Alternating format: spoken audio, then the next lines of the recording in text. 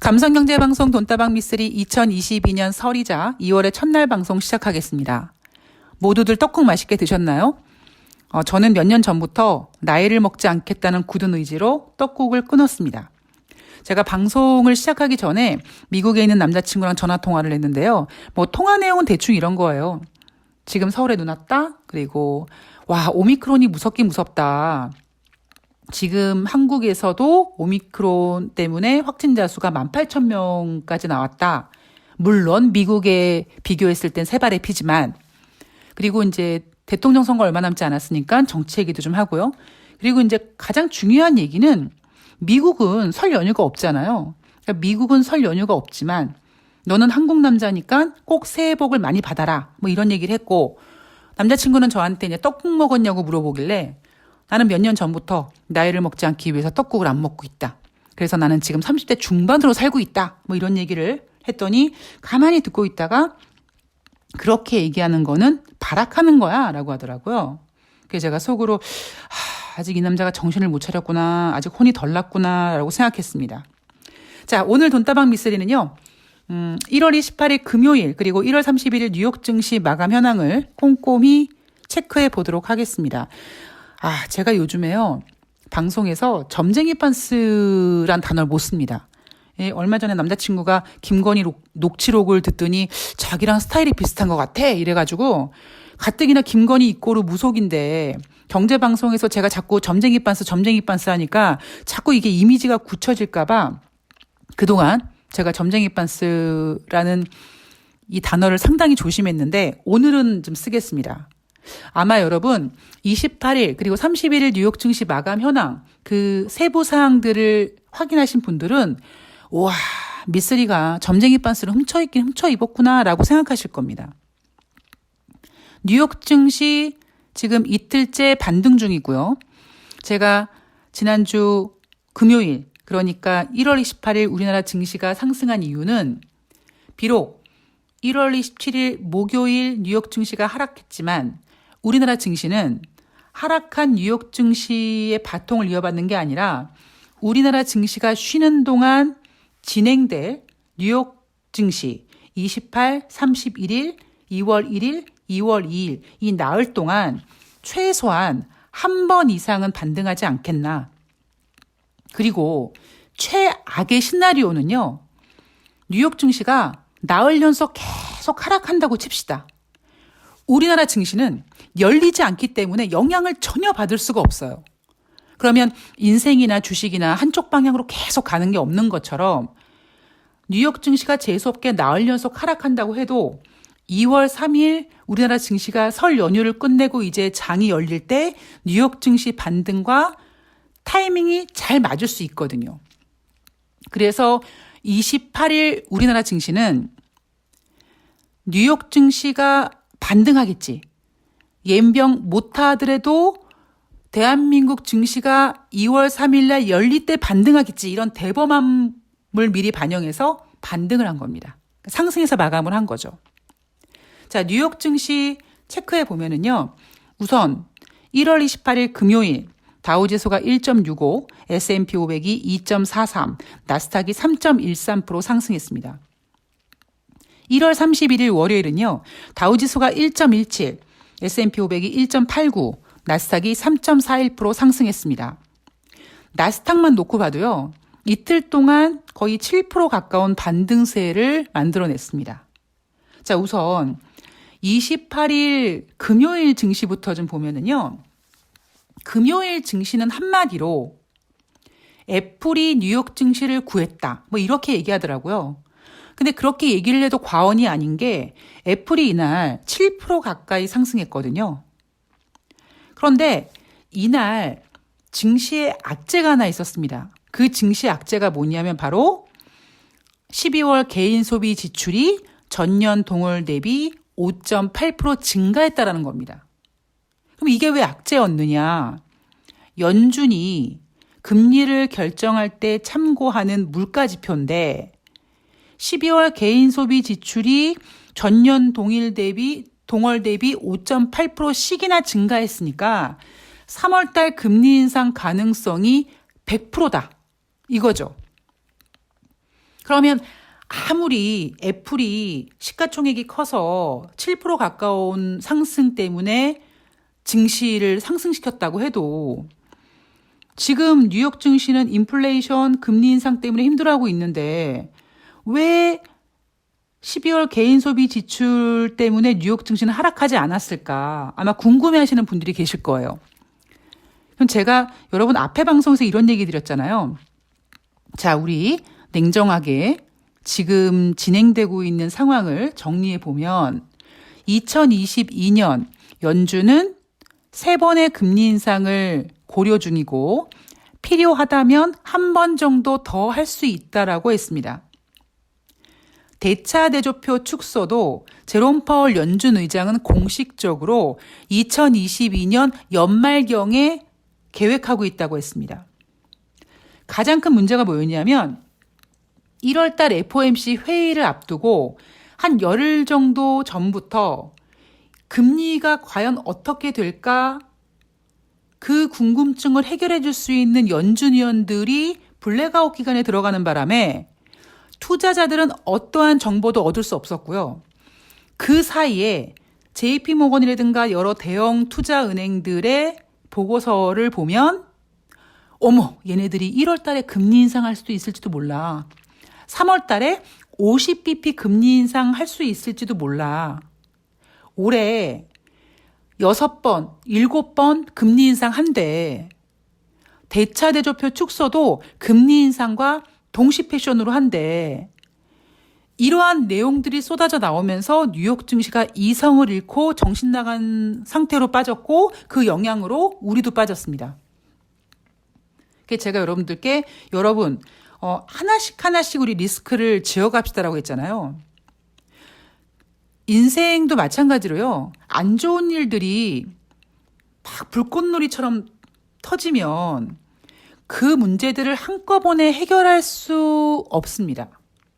만약에 그 문제가 모두 돈이라면, 돈 때문이라면 뭐 까짓것 로또 1등 당첨돼서 싹 정리하면 되겠죠. 문제는 뭡니까? 로또 1등에 당첨이 안 된다는 게 문제죠. 결국 모든 문제, 그러니까 주식시장에 있는 악재들, 인간이 가지고 있는 많은 문제들은요, 한꺼번에 싹 정리되는 게 아니라 결국 실타래 끝부분부터 하나씩 차근차근 풀어나가는 겁니다.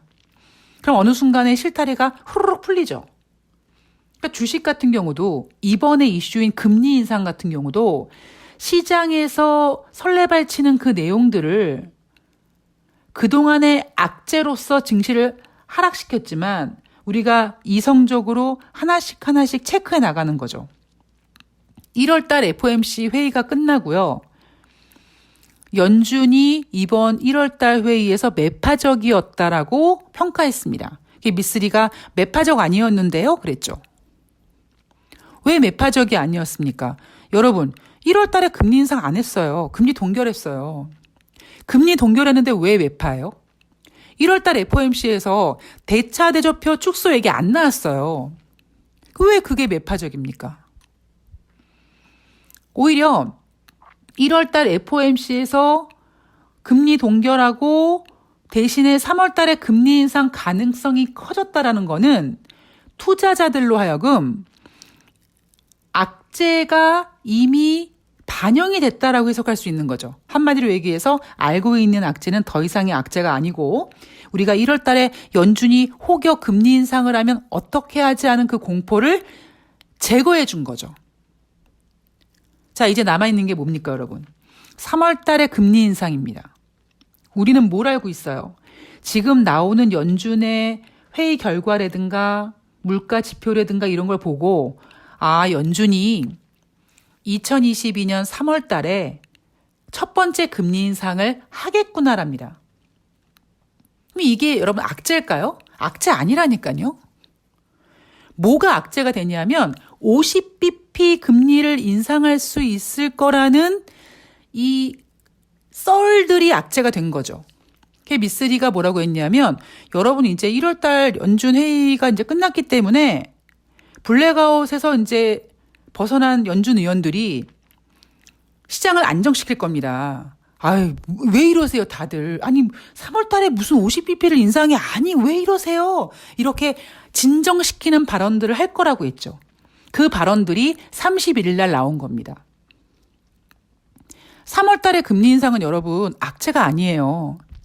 왜냐하면 어차피 연준은 2022년 3번의 금리 인상을 대략 예상하고 있기 때문에 금리 인상을 다닥다닥 하면은 시장에 영향을 줄 수 있다니까요.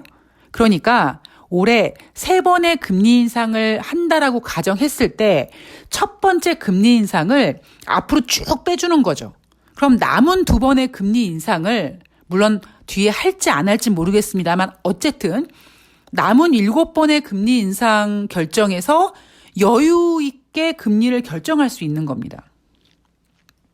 뭐 3월 달에 금리 인상하고 5월 달에 금리 인상하고 한 반년 뒤인 올 연말에 할 수 있는 거죠.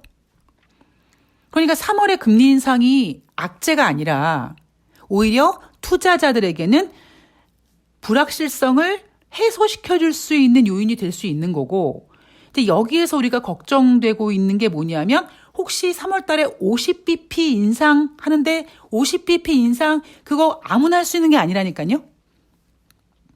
그런 거를 이제 연준 위원들이 얘기해 줄 거라고 했잖아요. 자, 그런데 아직까지 시장에서요, 이 설레발 치는 이 인간들이 있습니다. 지난번에 JP모건 회장이 그랬죠. 올해 연준이 6번, 7번 금리 인상할 것이다. 그리고 우리나라 같은 경우에도 하나금융투자증권이었나요? 예, 엄청난 금리 인상 횟수를 제시했습니다.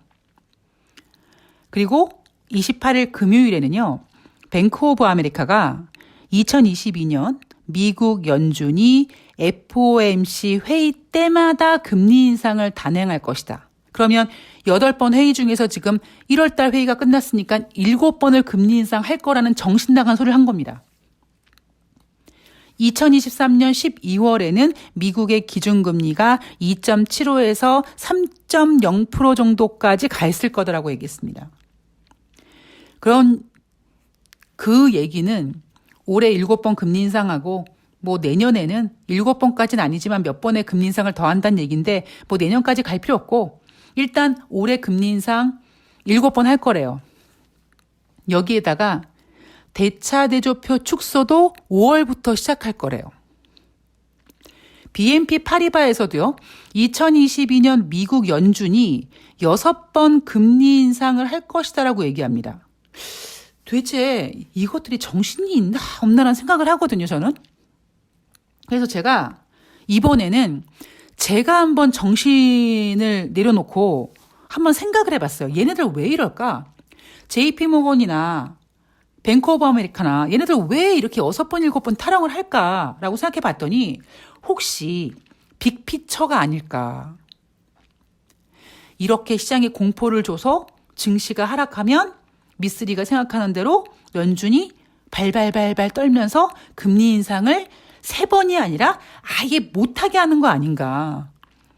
그런 빅피처가 아닌가. 그런 생각도 제가 정신을 내려놓고 한번 해봤습니다. 그러니까 그만큼 지금 JP모건이나 뱅크 오브 아메리카나 BNP 파리바 얘네들 생각하는 게 정말 정신 나간 생각이라고요. 자, 이런 정신 나간 생각을 31일 뉴욕 증시에서 연준 위원들이 미쓰리 예상대로 시장을 안정시키는 발언들을 해줍니다. 제가 28일 금요일 뉴욕 증시는 애플이 뉴욕 증시를 구했다라고 평가한다면 1월 31일 뉴욕 증시는요. 대형 투자은행보다 연준 위원들을 더 신뢰한 뉴욕 증시라고 제목을 달아주고 싶어요. 자, 그 총대를 누가 맸느냐? 바로 애틀랜타 연방은행 총재가 얘기합니다. 3월 회의에서 50bp 금리를 인상하는 안은 내가 선호하는 조치가 아니다. 미쓰리는 이렇게 얘기하죠. 3월 달에 50bp 금리 인상 할 수가 없는 일이다. 50bp 금리 인상은요. 2016년 뭐 그때도 못했었던 거예요. 어디 50bp 금리 인상 카드를 내놓습니까? 정신 나간 짓이죠, 진짜. 자, 그리고 애틀란타 연방은행 총재가 3월 회의에서 50bp 금리 인상하는 건 내가 선호하는 조치가 아니다라고 얘기하면서 대차 대조표 축소는 금리 인상을 몇 차례 한 다음에 시작하게 될 것이다. 그 얘기는 뭡니까? 아까 미쓰리 예상대로 올해 만약에 3번 금리를 한다면 3번도 일단 여러 번이잖아요.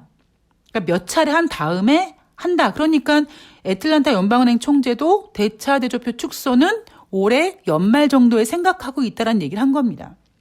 자, 여기에다가 샌프란시스코 연방은행 총재가요. 금리 인상 속도는 점진적이어야 하고 미쓰리가 정확하게 점쟁이 빤스를 훔쳐입었잖아요. 이제 연준 의원들이 나와서 여러분 왜 이러세요? 왜 이렇게 흥분하고 그래? 우리 연준은요 경제에 충격을 주지 않기 위해서 점진적으로 금리 인상할 거란 얘기 할 거라고 했잖아요. 그러니까 샌프란시스코 연방은행 총재가 바로 그 얘기를 합니다. 금리 인상 속도는 점진적이어야 하고 경제에 차질을 주지 않아야 한다. 3월에는 금리 인상을 할 수 있을 것이다. 너무 빠르게 금리를 인상해서 과도한 반응을 일으키는 것을 원하지 않는다. 즉 그 얘기 뭡니까? 애틀란타 연방은행 총재처럼 50bp 금리 인상은 어린 반푼어치도 없다는 얘기를 한 겁니다. 자, 문제는 뭐예요? 이미 증시는 과도하게 발작을 했어요. 자, 우리 올해 1월 달에 뉴욕 증시가 얼만큼 빠졌는지 봅시다. 자, 우선 다우지수가요. 3.3% 하락했는데 이거는 28일, 31일 이틀 동안 올라간 것까지 다 합쳐서입니다. 자, 다우지수 3.3% 하락을 했는데 1월 하락률로 봤을 때 2016년 1월 이후 최대 하락폭이라고 합니다. 여러분, 2016년이 또 나와요. 미쓰리가 계속 2016년 얘기하잖아요. 2016년 어땠습니까? 2015년 미국이 오랜만에 금리 인상을 한 번 하고 2016년 4번의 금리 인상을 외쳤을 때 2016년 증시가 개장되자마자 중국 증시가 개박살나고 그 영향으로 미국 증시도 하락해서 연준은 2016년 4번의 금리 인상은커녕 겨우 12월 달 연말에 한 번 금리 인상합니다. 미쓰리가 그거를 2015년 말에 얘기하죠. 연준이 2016년 금리 인상을 4번 한다고요? 어린 반푼어치 없습니다. 한 번 겨우 하면 잘하는 걸 거려 했죠.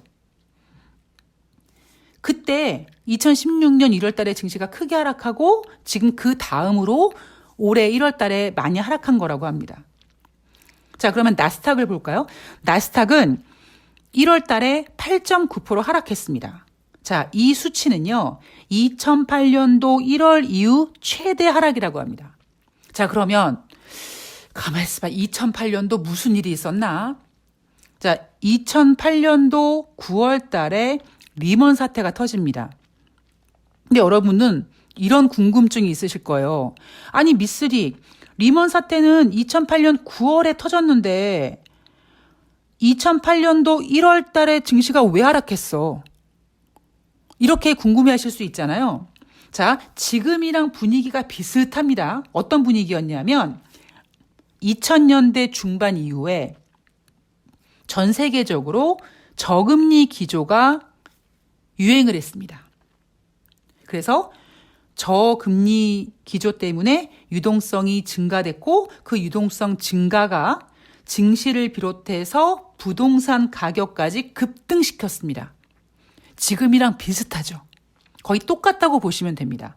차이점이 뭐냐면 그때 미국이 부동산 가격이 급등했는데 미국의 금융 시스템이 불안했어요. 제가 아마 그때 방송에서 이런 얘기 드렸어요.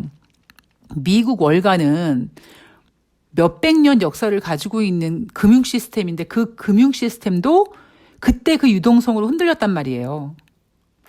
그런데 지금 중국 같은 경우에는 그것보다 훨씬 더 아주 짧은 그 금융 시스템이 지금 진행 중인데 중국에서 금융위기 나오면 큰일 난다고 제가 아마 그때 얘기를 해드렸습니다. 자, 세계적인 저금리 기조로 유동성이 증가해서 부동산, 그러니까 부동산 포함해서 주식까지 뭐 자산이 다 이제 급등했죠. 이번 같은 경우는 뭐 가상화폐까지 다 포함됩니다. 그런데 그때는 미국의 금융 시스템이 불안해서 2007년도 서브프라임 모기지 사태가 터지죠.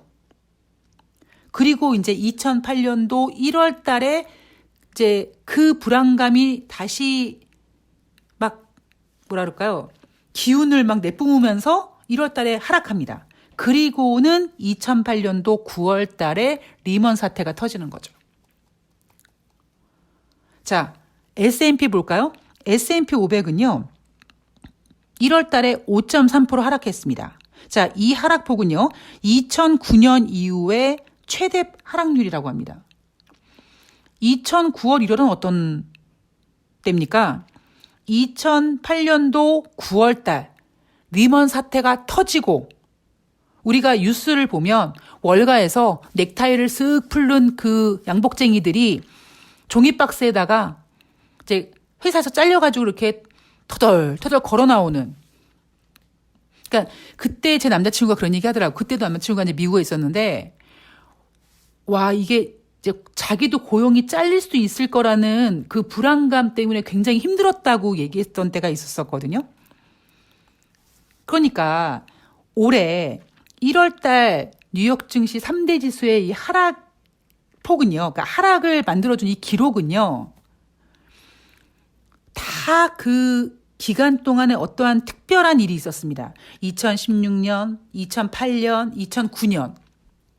그러니까 올해 여러분 1월 달에 이 증시가 이렇게 하락하는 게 이게 예사롭지가 않죠. 이런 하락을 보고 연준이 올해 6번, 7번 금리 인상할 수 있겠냐는 겁니다. 못한다니까요. 여기에다가 미국 같은 경우도 뭐 우리나라 제가 앞에 방송에서 저는 동학개미 뭐 서학개미 이런 거 싫어한다고 얘기했잖아요.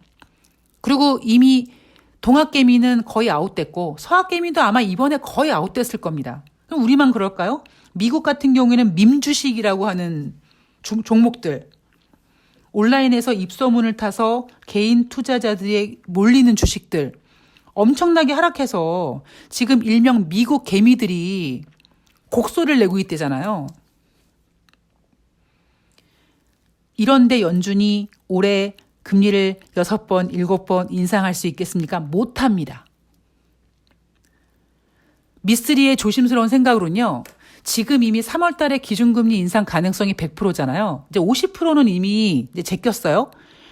이날 애틀란타 연방은행 총재나 샌프란시스코 연방은행 총재 이후에도 다른 연방은행 총재나 제롬 파월 연준 의장이 금리 인상 3월 달에 50bp 얘기 못하게 할 겁니다. 문제는 3월 달에 미국이 25bp 기준금리를 인상을 한다고 쳐요. 그 다음에 할 수 있을까요? 쉽지 않다고 봅니다. 올해 제가 항상 말씀드리지만 아직 미쓰리가 생각했던 악재는 나오지도 않아서 시작도 안 했어요. 뭐 지금 증시가 하락하지 않아서 미국이 기준금리를 지네들이 생각했던 대로 올려도 올해 이제 나오는 어떤 악재들 때문에 금리 인상 다 후퇴할 겁니다. 그런데 JP모건 회장이나 뭐 우리나라 증권사나 뱅크 오브 아메리카나 BNP 파리바 이런 애들 있잖아요. 정말 그 책임지지 못하는 발언들 하는 애들. 정말 재수없거든요, 저는. 자, 이번 주 보겠습니다. 이번 주 굉장히 중요하죠. 왜냐하면 달력을 보면 이제 매월 첫 번째 주는 굉장히 경제 지표 중요한 지표들이 나옵니다. 일단 마켓과 ISM에서 발표하는 제조업, 서비스업 PMI 지표가 나오고요. ADP 민간 고용, 노동부에서 발표하는 고용 지표가 발표가 됩니다. 자, 이 고용 지표들이요. 그리고 이 마켓이나 ISM에서 발표하는 1월달 제조업, 서비스업 PMI 지표가 확장 구간보다 좀 부진한, 그러니까 전월 대비 좀 부진하거나 전월 대비 똑같거나 하면 여기에 고용 지표가 예상치보다 좀 부진하기만 한다면 3월달 50pp 금리 인상 가능성은 쑥 들어갈 겁니다. 설령 또 2월달 진행하면서 또 물가 지표들 나오고 또 뭐 JP모건 회장 같은 애들이 아니야 7번 할 거야 뭐 이러면 또 연준 위원들이 나와가지고 어이 정신 나간 소리 하지 말고 이렇게 토닥토닥 할 겁니다. 그래서 이제 시장은 어느 정도 이제 좀 안정을 찾아가고 있는 것 같습니다. 다행이죠. 예, 미쓰리가 예상한 대로 잘 흘러가고 있습니다. 이제 냉정하게 말씀드리면 이번 하락장에 정말 동학개미, 서학개미들 완전히 그냥 그냥 기법 포기 상태가 된 것 같은데 정말 냉정하게 말씀드리면 시장이 좀 깨끗해져야 돼요. 깨끗하다는 게 뭐 더럽다는 게 아니라 그러니까 좀 이렇게 가벼워져야 되거든요. 그런 증시가 이제 좀 진행이 될 것 같습니다. 그렇다고 너무 여러분 또 어머 미쓰리가 좋다고 얘기했어 해가지고 또 막 흥분하지 마시고요. 여전히 아직도 인플레이션의 리스크를 힘들어하는 뉴욕 증시고요. 이런 상황 속에서 이제 연준 위원들이나 경제 지표가 이제 토닥토닥 거리면서 그리고 코로나도 좀 잡혀가면서 변동성보다는 어느 정도의 이제 박스권상에서 두려움이 이제 뭐 두려움을 가지고 이렇게 벽을 넘고 막 그런 거 있잖아요. 그렇게 아마 움직일 가능성이 높습니다. 자, 1월 달에 정말 많이 힘드셨고요. 고생 많으셨습니다. 제가 앞에 방송에서 저도 힘들었다고 말씀을 드렸는데요. 다행스러운 거는, 제가 이제 여러분들께 여러분 미쓰리가 점쟁이 빤스 훔쳐있고 이렇게 얘기하지만 저도 인간이잖아요. 그러니까, 이번에 미쓰리 예상대로 안 되면 어떻게 하지? 뭐 이런 스트레스를 좀 많이 받습니다. 근데 여하튼 1월 달에 많이 힘들었습니다만 이 힘든 과정이 얼만큼 갈까 그 부분에 있어서 이제 어느 정도 미쓰리가 생각했던 대로 좀 흘러가고 있어서 이제 당분간은 좀 다행스럽지 않을까라고 보고 있습니다. 그러나 전혀 미쓰리가 흥분하거나 이러지 않고 침착하게 평정심을 가지고 냉정하게 여러분들께 계속 시장 분위기를 읽어드리도록 하겠습니다. 자, 오늘 이제 아마 오늘 귀경하시는 분들 많으실 것 같아요. 눈길 조심하시고 운전 조심하시고요. 저는 2022년 설 연휴 마지막 날 여러분들은 슬프시죠? 저는 좋습니다. 전 빨리 설 연휴 끝나고 증시 열렸으면 좋겠거든요. 그러니까 2월 2일 수요일 날 방송 올려드리겠습니다. 고맙습니다.